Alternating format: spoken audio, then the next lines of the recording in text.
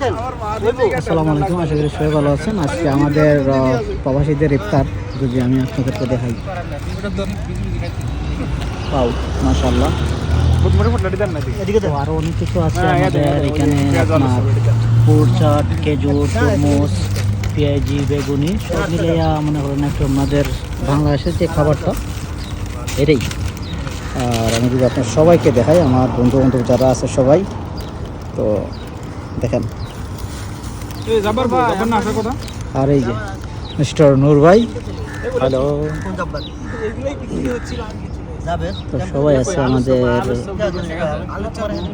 Mister Manju ভাই high বলতো। ইমরান এদিকে দেখো না। অনেক সুন্দর একটা আয়োজন করেছে আমাদের। এটা বলি আমরা প্রবাসীদের ইফতার। তো আসলে ফ্যামিলি সাইডে আমাদের এখানে একটা আনন্দ করি, আর ফ্যামিলি সাইডে ইফতার খাওয়াটা অনেকই বেদনাদায়ক আমাদের জন্য।